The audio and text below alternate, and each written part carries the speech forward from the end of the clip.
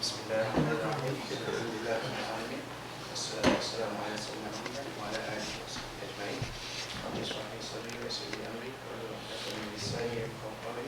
Assalamualaikum warahmatullahi wabarakatuh. Okay. So,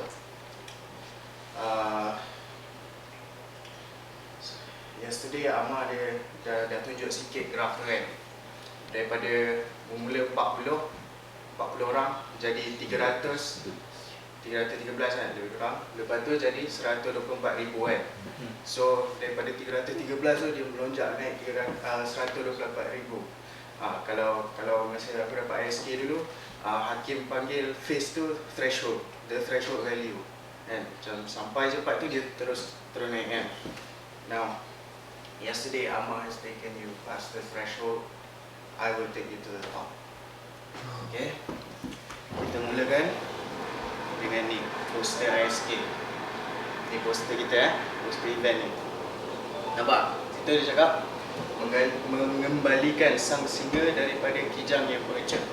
Ataupun siapa yang dah tengok Robin Hood yang Russell Crowe punya kan, ada dekat inscription pedang dia cakap apa? Rise and rise again until lambs become lions kan.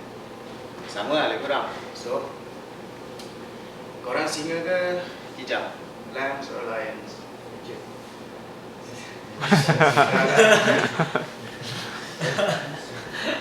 Kita sekarang ni kijang ke singa? Singa. Singa yang masih anak singa yang berani. Anak singa. Well, dulu once upon a time we were lions, okay? Pernah dengar apa ni, Richard the Lionheart tu? Yang tu tak betul. We were the lions. Dia bukan. Okay, dia dapat nama Lionheart sebab lain. We are the true lions dulu.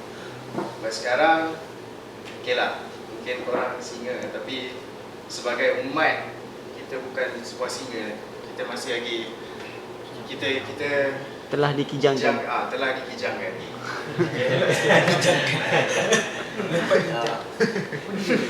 Okay. Nanti poster ni hakim akan cerita dengan lebih lanjut waktu penutup kot. Akan disambung oleh sebab lain.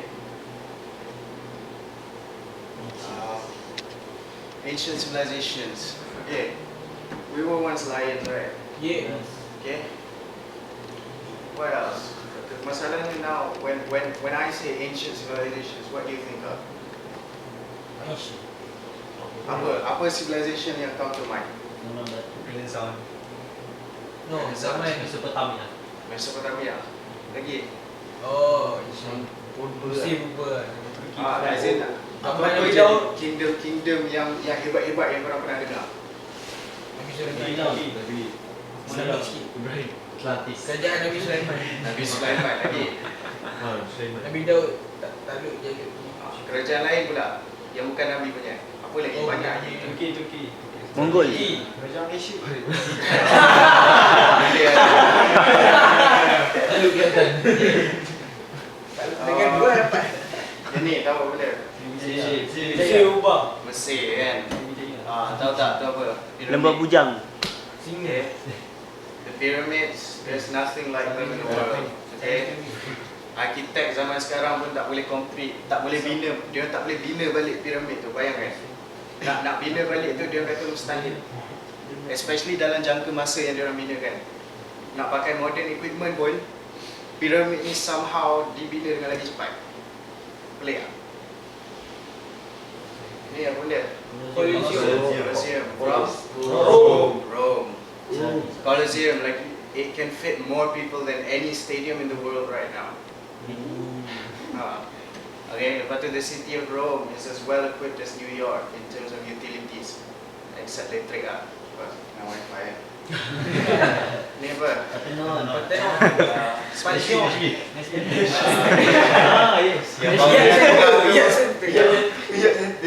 Yang bangunan tengah tu Parthenon. This is a picture of the Acropolis, the town center of Athens. What about Islam? Islam is great. You know? Islam is great. Istanbul. So lepas dapat Istanbul baru great lah. Damsyik. Damsyik. Ada apa ke Damsyik? Ada Tanah Alhambra. Alhamdulillah kat dalam syik ke? Dah sepanjang lah. Beritahu tempat dia. Okay. Apa lagi landmark Islam yang Bilik biru Kota Mos Madinah. Masjid. Masjid biru kat mana? Istanbul. Istanbul kan. What makes an empire great? Yang lama-lama Khalifah yang kita baru cerita ni. Rakyat dia. Kenapa korang ingat bangunan-bangunan tadi? Khalifah dia buat. Legal leadership. Rakyat dia. Khalifah ni. Khalifah dia. Leadership. Apa bukti rakyat dengan khalifah dia great? Dia berjaya Dia takluk banyak. Macam kalau rakyat dia great, khalifah dia great, what becomes of the empire? What happens? Kuasai ilmu. Dia kuasai ilmu, dia maju. So that's what makes an empire great. Okay? That's what you all say ah. Ya. So what about territory? Luas. Jajah semua. Pizza. Of the empires that I said, mana paling besar? Turki Utsmaniyah kat mana? Kat situ. Ni Konstantinopel. Kan? Sampai Morocco kat sini. Okay. This is Spain kan? Spain dekat sini. So kalau Rome dulu, Rome is over here. Constantinople is over here. Mekah, Madinah, Baitul Maqdis, dan Syekh. Okay? What's over here? What's this? Afrika. That's the Nile. And Egypt. Oh. Now in terms of territory, kalau ikutkan Rome had one of the biggest empires in the world. Second only to Alexander, third only to the Mongols. Okay? 3 empire tu were renowned for their territory. They covered vast amounts of territory. But that's in terms of land space. Kalau Islam berapa luas? 2/3 of the world. Is that in terms of area though? 2/3 of the world in terms of what? Population. Population. Betul. Malaysia Alexander Iskandar Zulkarnain. I won't go into that debate. Sorry. Okay? That's a different story. But it's interesting one. Kalau nak tahu, lepas ni boleh pilih topik. Okay?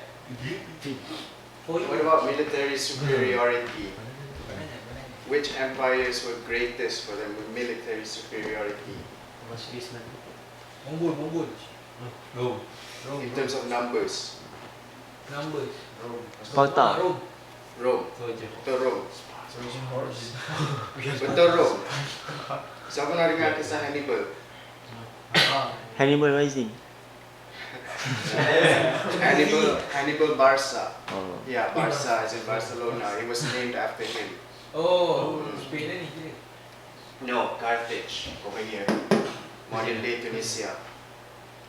Hannibal, with an army of about 50,000 or so, managed to defeat an army of Rome twice its size.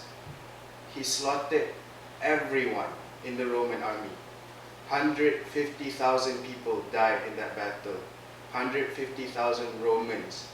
Hannibal punya yang mati 1,500. So, does Rome have the greatest military? No. Siapa pernah tengok cerita 300? Jarang. No, I'm not talking about the Spartans. The Spartans, yeah, dalam cerita tu macam jangan gempak. But their military was still weak. Berapa orang je? I'm talking about the Persians. According to some sources, 1,800,000 people were involved in the Greco-Roman campaign of Persia. There has been no army of that size until World War II.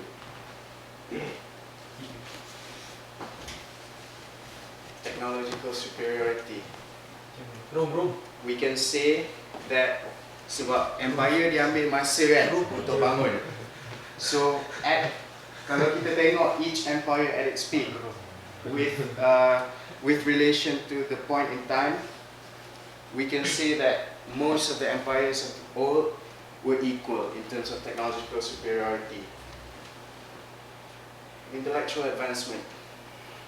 When you think of Athens, immediately it comes to mind. No other civilization. When you say intellectual advancement, pada zaman dulu, you immediately think of Athens, and that says something about what it's done. Longevity. Which empire lasted the longest? Islam. Islam. Which one? How long? 600 years. How long did Egypt last? More than that. Kalau nak katakan Egypt ni sebagai orang kan, dia lahir, dia mati pada umur 80-an kan. Macam orang zaman sekarang kan. Empire lain, kalau nak digambarkan kepada orang, mati waktu zaman remaja, waktu zaman bayi, waktu zaman dewasa pun paling tua. Egypt lasted for 3,100 years. Okay. Kalau nak study Rome lasted for 2,000. Tapi at 1,000 years, it split into Western Rome and Eastern Rome, the Byzantine. So does that really count? Not really, because they were two different civilizations. Oh, yes. Now, when I talk about civilizations, kalau siapa yang study sejarah, they find that there's a trend when it comes to civilization. Setiap empire has a long period of gradual rise, followed by a quick, sudden, instantaneous fall. Normally, it just takes one army to besiege the capital, and this empire is done for. Egypt and Persia were simultaneously taken by Alexander the Great in one campaign. Alexander lived for 33 years. So, in about 1 or 2 years, all of Egypt and Persia fell to Alexander. That's politically, okay? Persia and Egypt still survive as the Ptolemaic dynasty and the Seleucid Empire. Okay? But after that, Cleopatra is a descendant of one of Alexander's generals. During the lifespan of Cleopatra, Egypt, along with its culture, its civilization, died. Okay? 3,100 years to rise. Lifespan of one woman to fall. 3,100 to about 33. See? So 100 to 1 ratio of the period of rise to fall. Kalau Rome, after the split end, Western Rome took about 1,000 years. The Roman Empire took about 1,000 years to rise. The Western Rome was taken in a day by the Goths. After the fall of Rome, Western Rome collapsed. Eastern Rome became obsolete. Dah tak jadi superpower lah. No one paid attention to it. Okay? There's one empire though that's different from all this. One empire that had the reverse. A quick, instantaneous rise followed by a long, gradual fall. Empire of Islam. Yan, 40, 300, 124,000. That's only in 23 years. In 23 years, Islam has taken the Arabian Peninsula. In less than 100 years, Islam became the largest empire in the world at that time. And after that, how long did it take for us to fall? What you set up, Kerajaan Uthmaniyah, berapa tahun? 600 kan? Most people will agree that that's the period of fall. Yeah? So let's look into that at the Empire of Islam. Okay? Selepas wafatan Nabi Muhammad, Abu Bakar dilantik sebagai khalifah kan? So, what Abu Bakar did, Abu Bakar, nampak dua arrow ni? these two arrows, arrow yang ni Khalid Al-Walid sent to conquer Persia. I mean Rome. Okay, these territories were governed by Rome at the time. So Khalid Al-Walid was sent to conquer Rome. This arrow right here, bukan Sa'ad lagi, Ubaid bin Mas'ud. Okay, tapi Ubaid bin Mas'ud dia tersekat kat sini waktu zaman Abu Bakar. Okay, waktu Umar replace oleh Sa'ad bin Abi Waqqas. Lepas tu baru jadi arrow hitam ni nampak. Yang ni Sa'ad bin Abi Waqqas. Okay, yang arrow hitam kat sini pula also Sa'ad bin Abi Waqqas. Khalid Al-Walid dipanggil ke Palestin waktu zaman Umar untuk tolong tolong expansion kat sana pula. Dekat Alexandria also zaman Umar, siapa yang datang? Amr al-As dihantar ke Alexandria. Pernah dengar kisah kat Alexandria? Waktu tu dekat Alexandria ada tentera 10,000. Lebih kurang 10,000 orang. Tentera yang dipimpin oleh Amr al-As ada 2,000 orang. So Amr al-As menghantar utusan ke Umar. Dia minta reinforcement. Lepas tu Umar cakap dia hantar 6,000 orang. Kan? Bila sampai reinforcement tu, dia kira ada 2,000 orang. Kan? Dia tanya, dia hantar balik Umar. Di manakah lagi 4,000 orang yang dijanjikan? Umar hantar balik. Dalam 2,000 orang tu ada 4 orang, seorang bersamaan dengan 1,000. Yang 4 orang tu tak ingat, tapi boleh research. Diorang adalah direct produk daripada QS yang dicakap semalam. Okay. Sebabkan QS, one man can become 1,000. Itu pentingnya QS tu. Okay. Waktu zaman Uthman, okay, map ni dia tak tunjuk, tapi zaman Uthman, nampak arrow yang ni, dia terus sampai ke Tripoli kat Libya. Okay.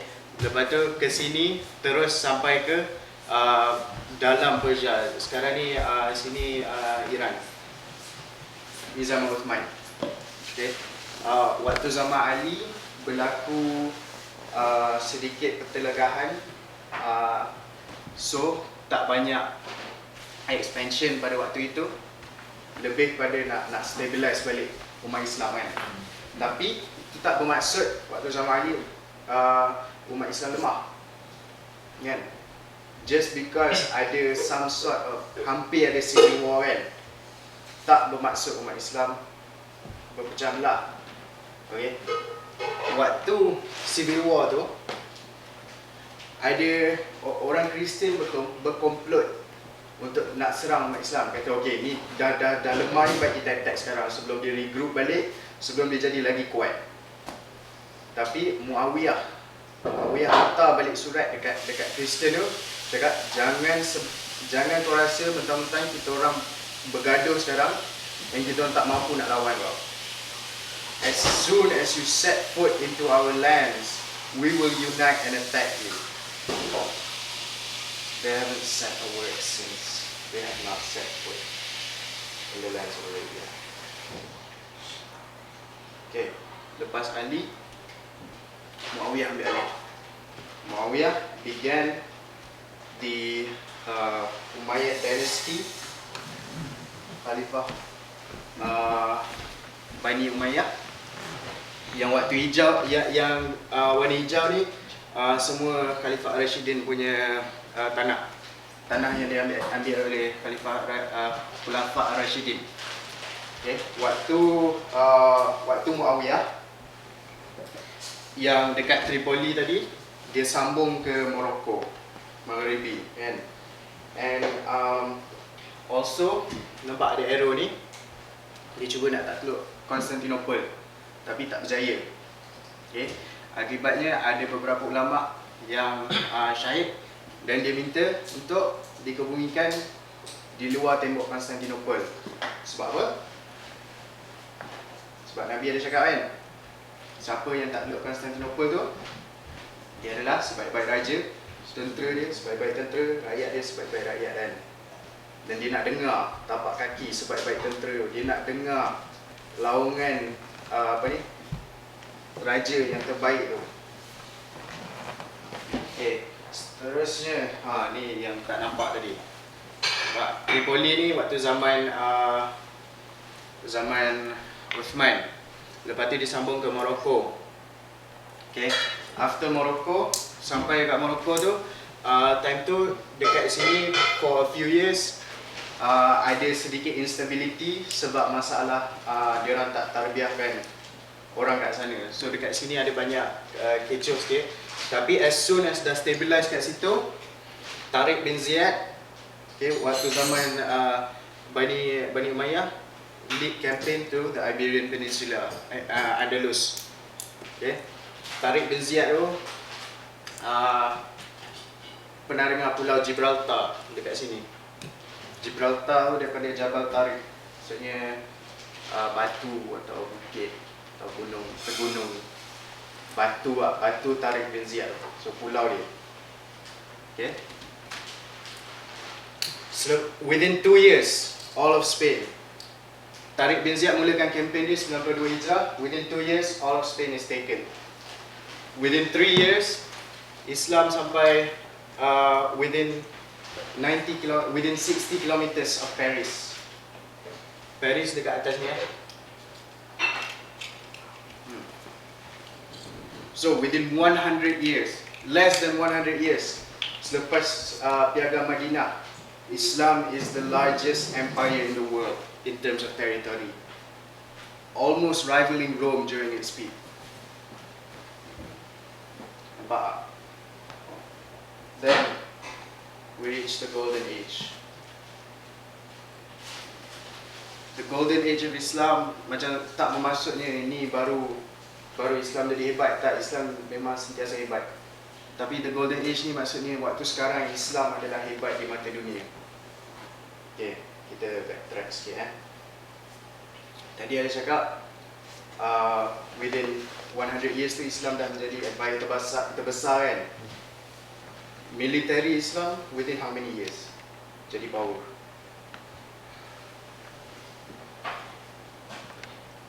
Siapa tahu pasal kisah perang Tabuk?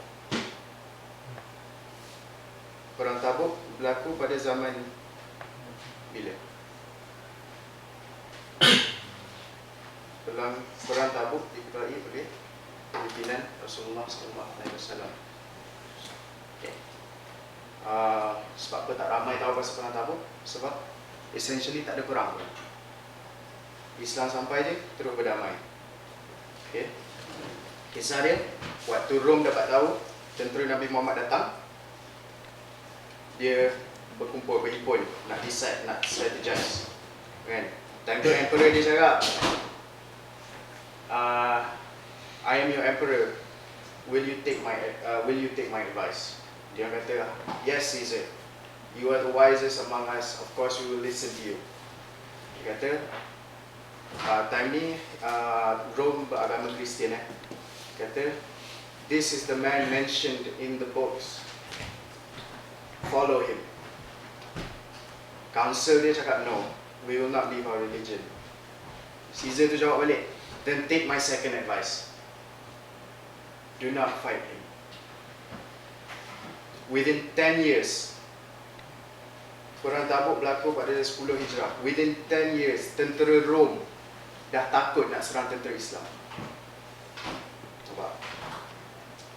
Okay, tu just side-track sikit. Tapi korang rasa izzah lagi terhadap Islam kan? Who knows what this is?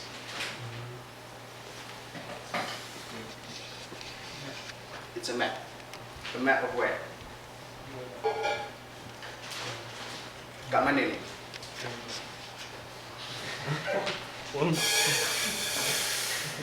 Tu tahu kat mana? Mekah kat mana kat mana? Tahu. Masjid. Susah ni. Dapat eh?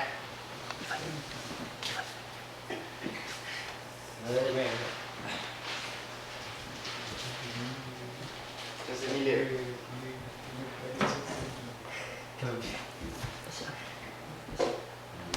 Ada. Boleh lah kan? Boleh lah kan? Boleh lah. Kita sekarang map biasa utara dekat atas kan? Tapi map sini arah mana kat atas? Timur. Timur. East. East is up. Tanah Islam is up and center. Nampak? Ni tanah Islam. Orang dulu gerunnya dia tanah Islam. Dia mengubah dunia. Dia tak nak mengubah dunia. Dia mengubah persepsi dia just because dia nak pandang Islam. Sebab tu orientalis, dia nama tu orientalis. Orient tu apa maksud dia? Orient mengarahkan diri kan. Tapi sebelum tu apa maksud dia? Oriental. Apa maksud oriental? Eastern kan. Orient tu root word dia maksudnya east. Sebabnya dulu orang Eropah dia pandang timur dia nampak Islam. Dia tak nampak benda lain. Dia pandang timur dia nampak Islam. Sebab tu orientalis nama dia orientalis. Kan? Dia pandang timur dia kaji bahagian timur. Tapi sebab dia kaji bahagian timur, sebab Islam dah dominate the whole eastern front of Europe. Dia kaji timur tu maksud dia kaji Islam. Tengok persepsi dunia terhadap Islam. Map ni dilukis oleh Pietro Berdoni, Europe's first professional cartographer, professional pelukis map. Ni nampak ada line-line ni. This is a primitive grid system, primitive longitude dan latitude yang diambil daripada kitab Arab. Dia sebenarnya tersilap sikit, dia tersilap salin daripada kitab Arab. Okay, sebab dalam kitab Arab dah ada dah fix longitude dengan latitude ni. Ni dia nak bagi lawa kan, sebab tu dia letak macam ni. Tak lawa pun kan. Okay. Siapa kenal Sir Van Kingsley? The Mandarin from Iron 3. Okay, tak apa, nanti kau cakap macam ni. Okay, this is a 20-minute video. 30. Yes. Kenapa Mandarin? No, as in dia Sir Van Kingsley dia berlakon jadi Mandarin dalam Iron Oh. 3. Jadi Mandarin. Watak Mandarin. Dia Sir. Sir. Kok muka bodoh. Mandarin. So not impossible lah. Bukan awak tu panjang sangat. Ustaz. So itu tak masalah. Oh. Mandarin. Iron dia kantor dia. Adik kau. Tu Loki. Ni Iron tak ada kantor.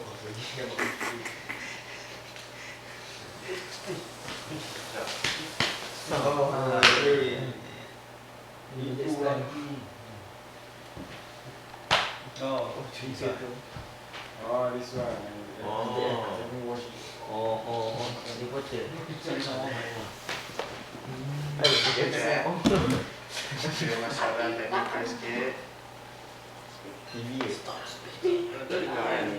Try remote. Remote TV. Siapa TV? Tu. Dah tak volume up. Buat TV. Fish.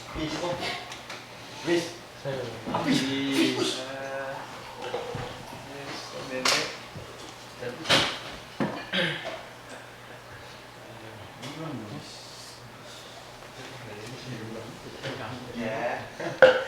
Translate. Of course.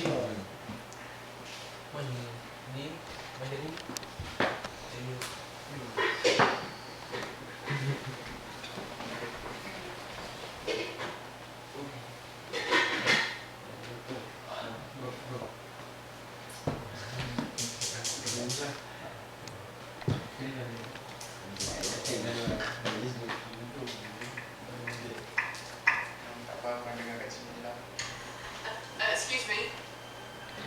Sorry, Bobby.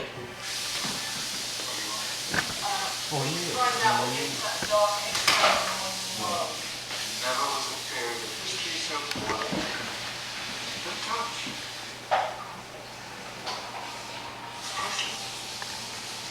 And I suppose someone's been filling your head with the usual nonsense, eh? 1,000 wasted years. A black hole in history, am I right? Yeah, sort of. See, it's always the same. You assume it was all mud, disease, death and destruction, with marauding mobs of barbarians ripping down the good of former civilizations, burning and plundering as they went, nothing of any worth invented either. Eh? Oh, no.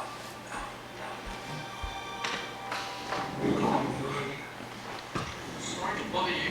Come on, it's probably not worth it. Everyone knows that the Greeks and Romans invented everything anyway. Oh, did they now? You're sure about that, are you? You know, I might just have something for you. You seem to be up to the task. I suppose I could. Follow me. I've got just the book for you.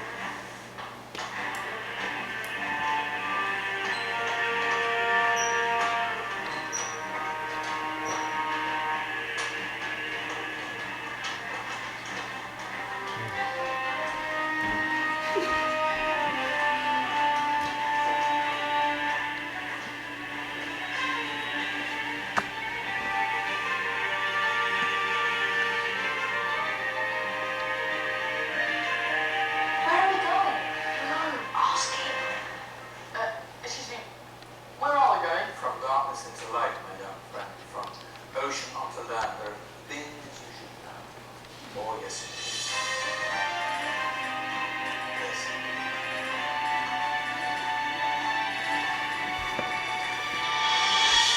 Now I know I left it around here somewhere.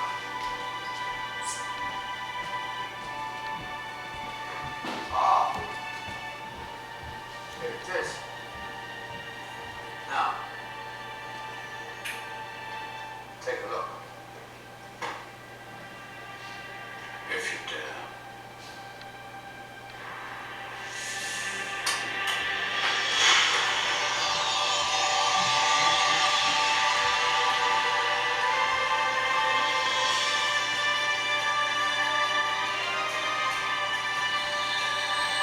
What's going on?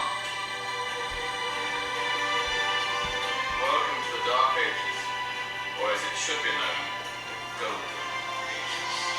Who are you? I am Al-Jazari, engineer and ingenious inventor. I thought you said this was the Dark Ages. It doesn't look very dark. That's because it's all a matter of perspective, my soon-to-be illuminated friend. Of course, there are parts of the world that weren't dark at all, but in a civilization that stretched from Spain to China, the golden rays of discovery and invention shone over everything. What civilization?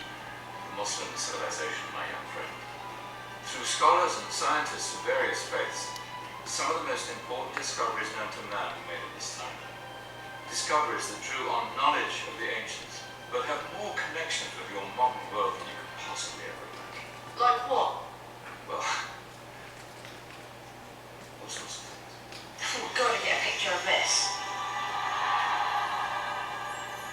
I knew it was a good idea. Who are you?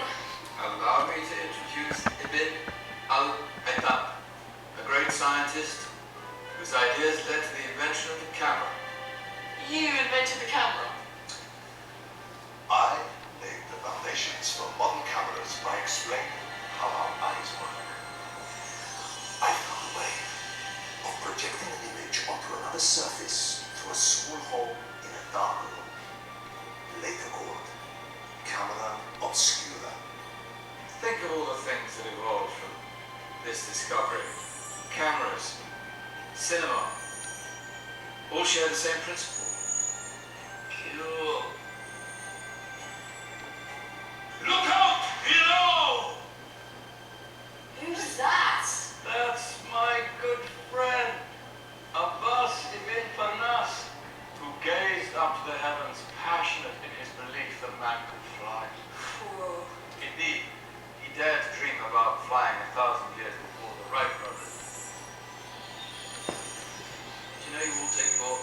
jet-setting holidays for granted, so it only seemed fair to remember, Abbas, you've been for a nurse. Stand by.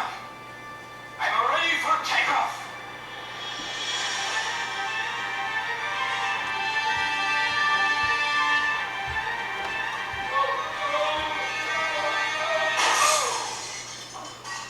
You did forget one thing. Tail, useful for that. Is there a doctor in the house? Did someone call? My old friend, why don't you introduce yourself to my young guest? I am Abu Qasim al-Zahrawi. Many call me the father of surgery. Did you actually do surgery back then? What's needed? In fact, many of the surgical tools that I invented are still used in your modern hospitals. Excuse me, the patient needs my attention. Scalpel? I think I need some stitch. In that case, I use catgut. Catgut? From the gut of animals. Perfect for stitching up internal wounds. Your surgeons are still using it today. Sorry, mustache.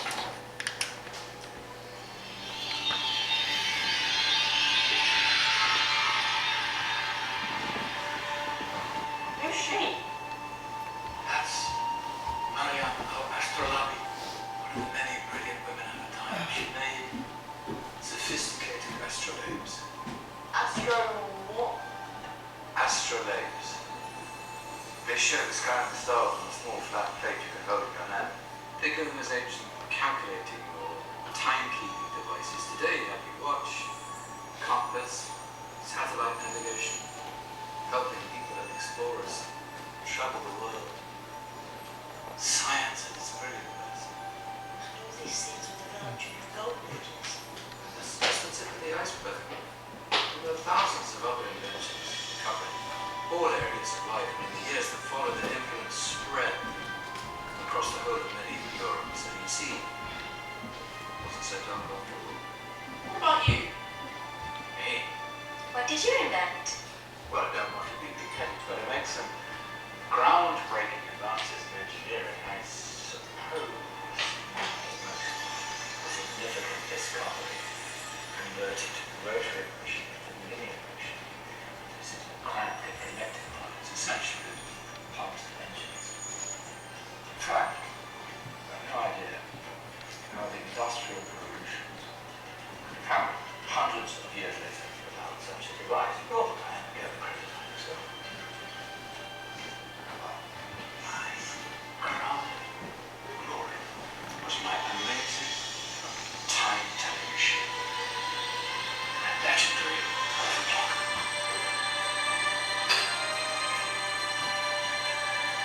It's a clock. Yes. Dozens of components collected from different cultures around the world.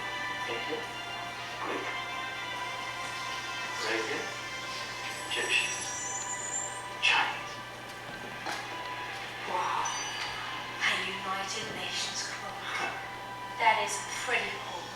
Does it actually tell the time? Wow, yes, of course. If it wasn't for me, thousands of people would be late for everything. Speaking of time, we better get you back. Remember, spread the word. This is a golden age. They're only showing a tiny part of this wondrous time. There are countless other scientists and inventions directly connected to your modern world. You're just going to have to find out for yourselves. Wait.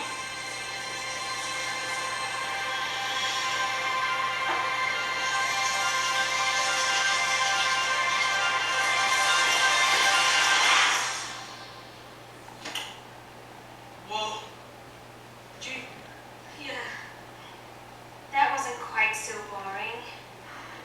Come on, we're gonna be late.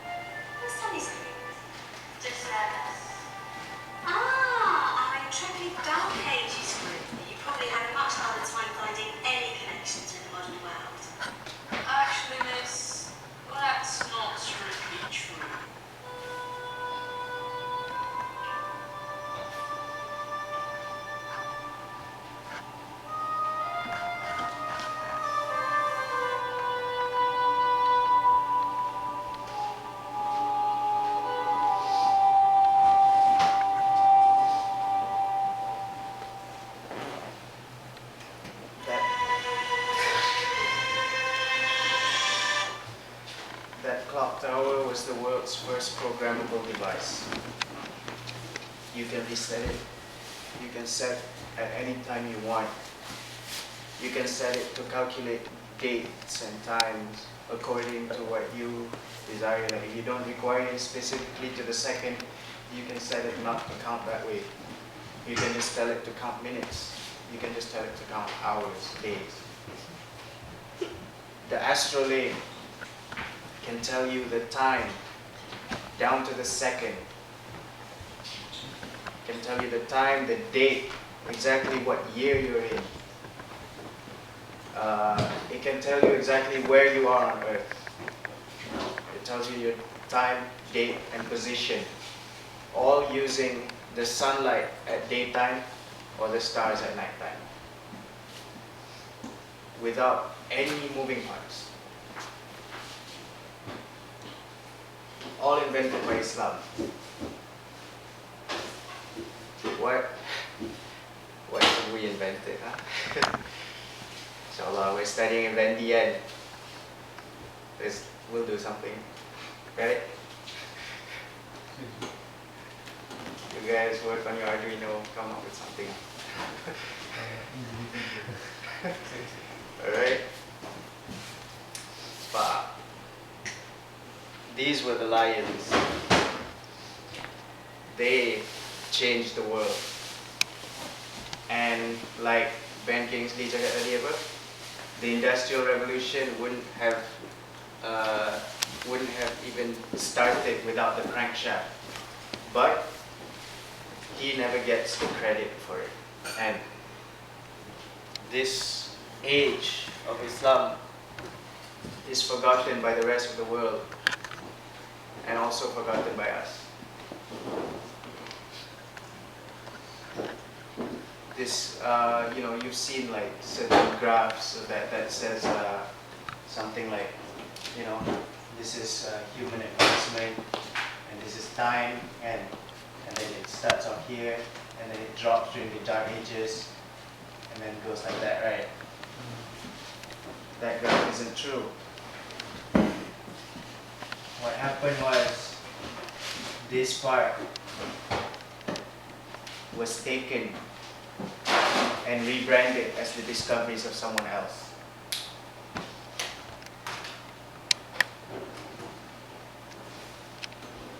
So, to help you, remember again what we did, I have another video.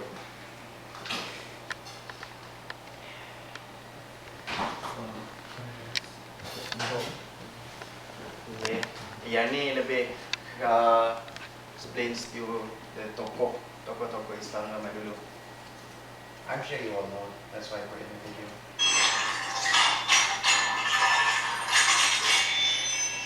Transformers. Your forefathers had products in their bathrooms and hygiene practices in the 10th century, which is over 1100 years ago, which could so easily compete with the products that you have today now in your bathroom in your house. In the 10th century, they even had a wudu machine, which you don't have to this very day. It was mobile. It was brought before a guest. The guest would tuck the head. It looked like a peacock on a tray. The guest would tuck the head. And water would come out in 8 short spurts enough to perform wudu. Compare that with a sink and tap of today. In the 13th century, 800 years ago, the likes of Al-Jazari had already made numerous blocks of all shapes and sizes. You believe that the first Big Ben is the one that's in London. That's not the first Big Ben. The first Big Ben was built by your forefathers in Fez, Morocco, Maghreb. Starbucks. The first coffee house in Europe appeared in 1645 in Venice. Your forefathers were drinking coffee hundreds of years before this, as it had been discovered by a man called Khalid as he grazed his goats on the slopes of Ethiopia.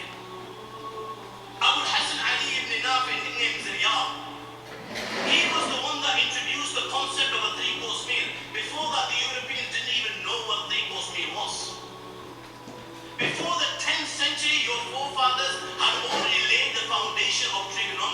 algebra. When it came to agriculture, S.P. Scott states that the Spanish Muslim agricultural system was the most complex, the most scientific, and the most perfect ever devised by the ingenuity of man.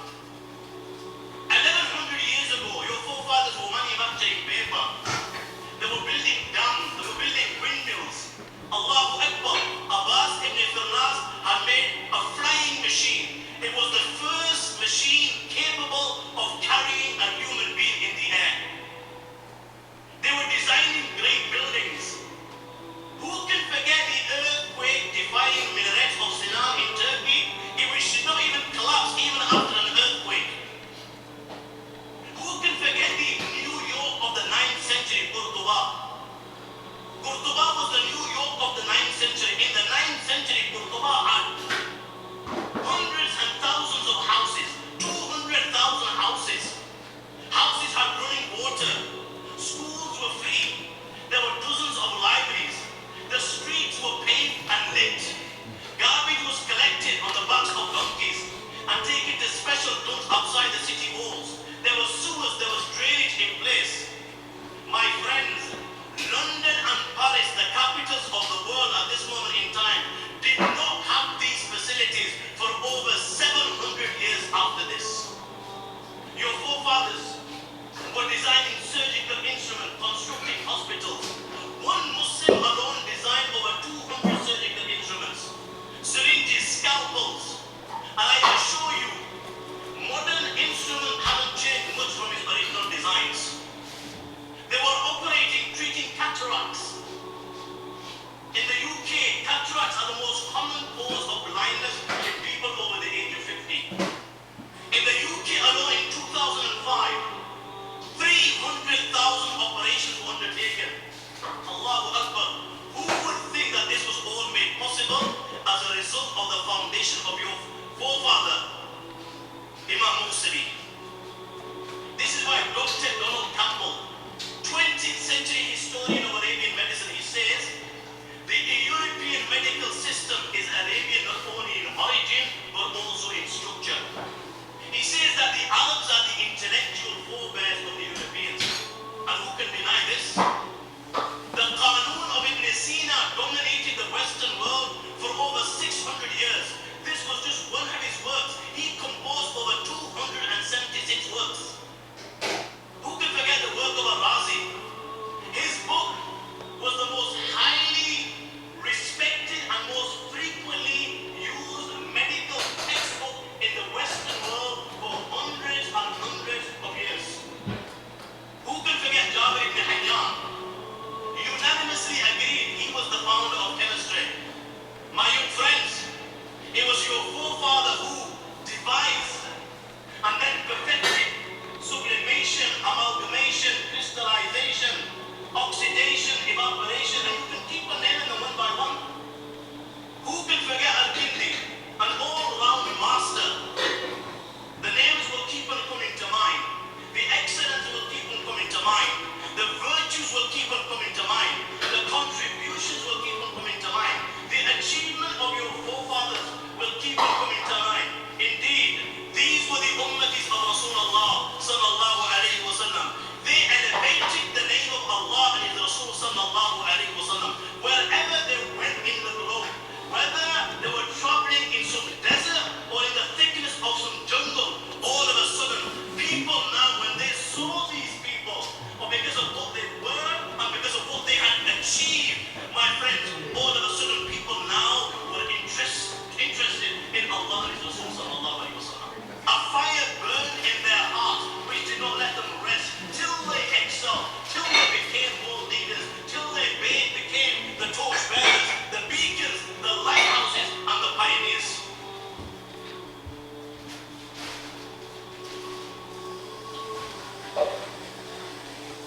Subscribe.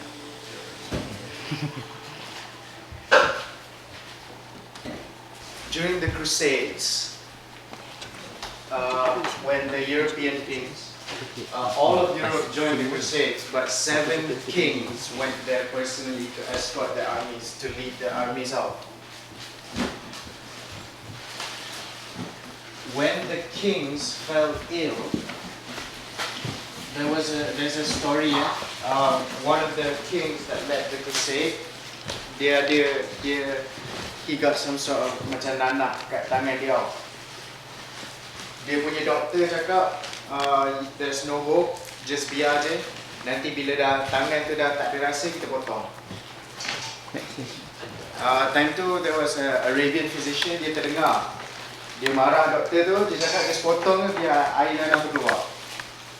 He did, and the king survived to continue the crusade. But I mean, that's not the point. The point is, we were so advanced in medicine that European tactics seem barbaric to us. Nanah sikit dah potong lah. What happened after that? Let me draw you again the graph yang Amal lukis malam. Masa, social influence, perspective, how the world views Islam. That's your y-axis. Zaman jahiliyah. Okay, this is jahiliyah sebelum ni. So zaman jahiliyah, zaman Nabi. Okay, this 300 to 124,000 kan. During Fatwa Makkah dan sebagainya. This is what I covered with you today. All the way to the top. We were on top of the world. Let me draw you so that people can get a space for people to continue the graph. What happened? Okay, this is orang kata Nabi, Khulafa Rashidin, Umayyah, Abbasiyah.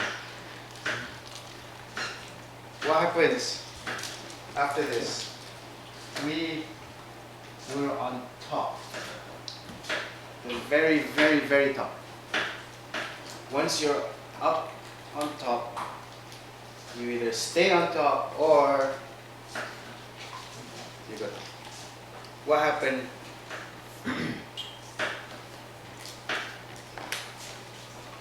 When a civilization falls, it is because of two reasons. Two reasons in tandem. Two reasons in combination.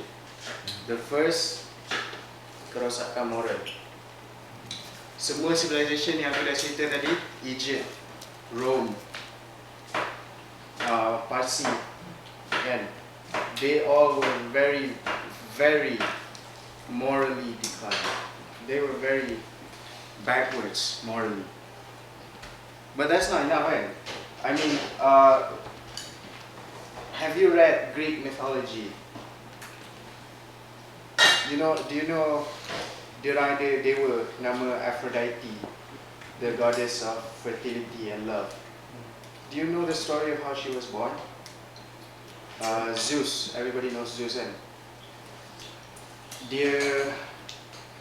when he overtook the throne from his father, ni according to diorang punya cerita lah, from his father Kronos, dia potong kemaluan Kronos tu, dia buang dalam laut. Lepas tu benda tu bergaul dengan buih laut, jadi Aphrodite. Pelik lah kan? Sila. So diorang dah lama lah macam ni. Okay? Dia, kalau nak sebab moral dia, they've been like that for as long as we can remember. So moral, keruntuhan akhlak and moral isn't the only reason an empire collapses. The other one is the presence of a stronger empire. When Rome collapsed, it was because of the Visigoths, Western Rome at least. Eastern Rome collapsed because of Turkey Uthmaniyah, when they took Constantinople. Persians lost to Alexander the Great. Egyptians lost to Rome. Indians lost to the Abbasids and also the British later. Islam. What empire came and took Islam?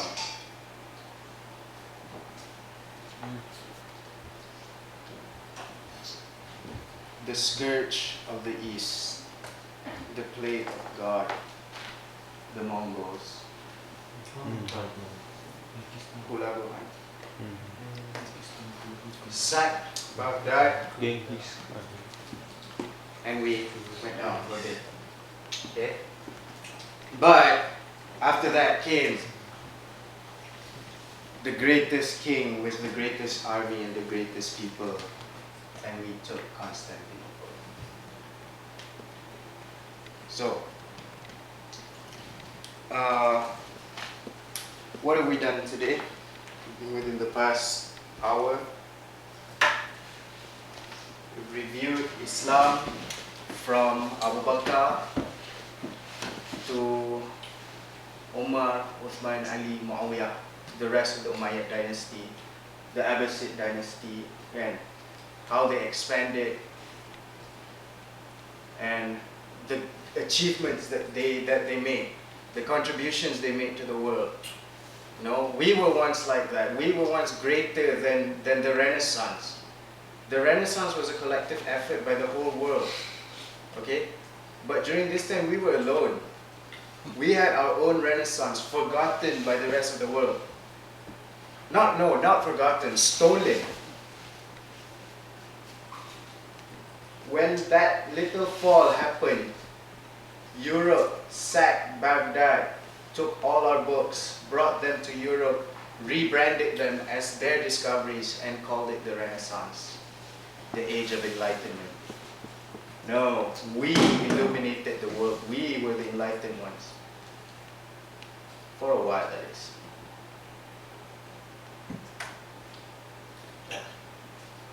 So where did all that come from? How did we achieve that greatness? The journey of 1,000 miles begins with a single step. All of that, semua ni, all the achievements, all the contributions, all that expansion, all that we know today is the result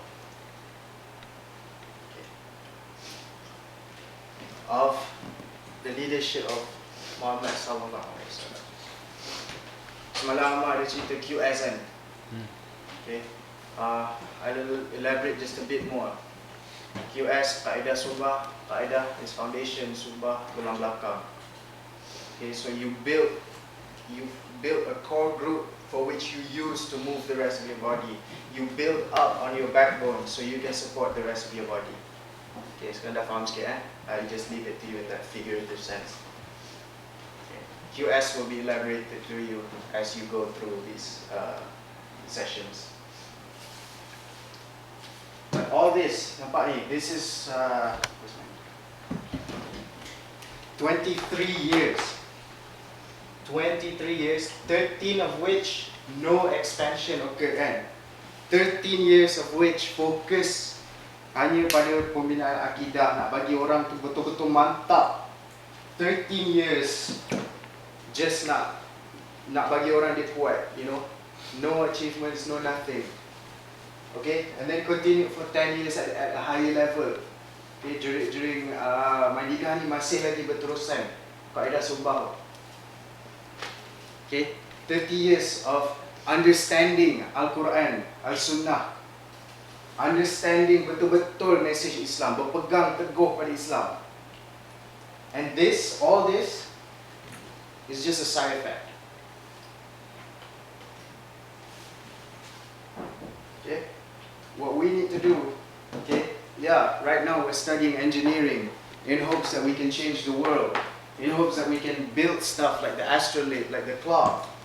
Okay, but our one true focus is Islam. Our one true focus is the afterlife. All this will come as a result of that. That's where they had their greatness from. Okay? Itu zaman Rasulullah. After Rasulullah, dia sambung lagi. During zaman Abbasiyah, macam kita kita waktu sekolah tadika belajar baca, belajar kira. Sekolah rendah, waktu sekolah rendah belajar addition, subtraction, belajar sikit sains, belajar sikit sejarah. Lepas tu sekolah menengah kita dalam lagi. And then eventually sekarang ni we choose a field, engineering, and we focus on that.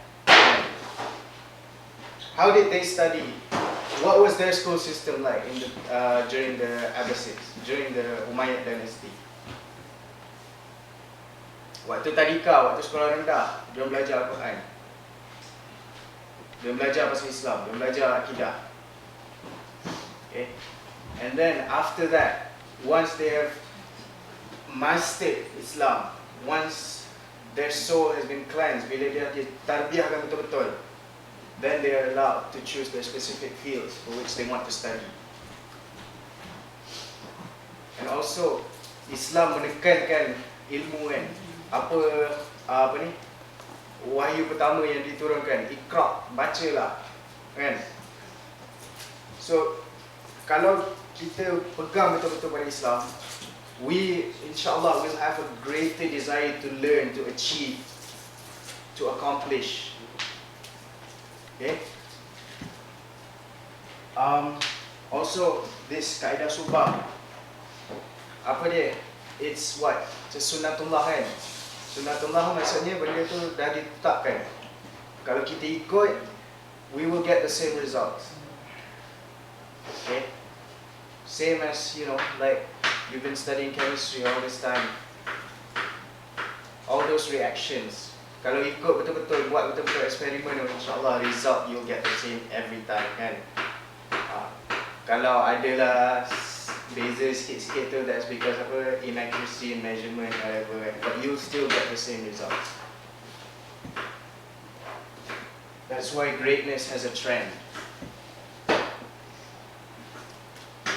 It starts with, kalau tengok, siapa pernah dengar kisah Spartacus? Spartacus was a slave during the Roman era. He escaped. He was a gladiator. He escaped with few of his people. And bila dia escape tu, dia tengah lari-lari dekat road, nak elak kena tangkap. Other slaves heard of him. Dia join. Dia ikut sekali. And then within a year, he had an army. Apa dia buat kat army dia tu dulu? Does he go and fight Rome immediately? No. He spends about 6 years. Dia ajar about 10 people. Dia ajar betul-betul sampai they can defeat him in a duel. And those people will ajar another 10 people until they can defeat them in a duel. So essentially that's kaedah subah. You focus on a core group, let them expand. So, active scholars. Okay, this is in the words of Dr. Tariq Swaidan.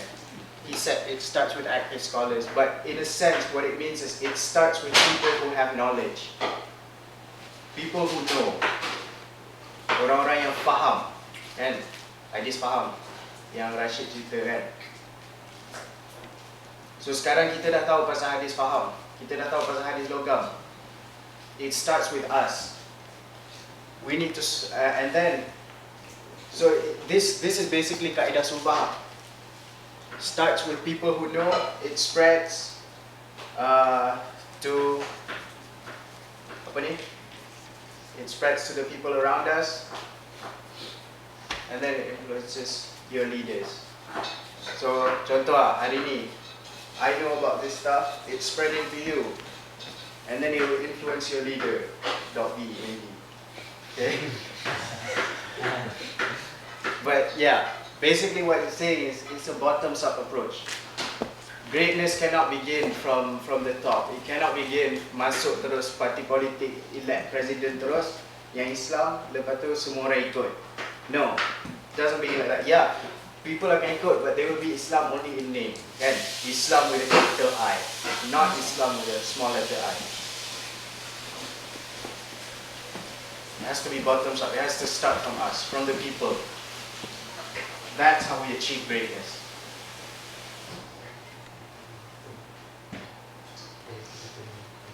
So, to get to the top, you need to start from the bottom. That's where we are right now. How we got there will be continued by the next speaker. But yeah, in the words of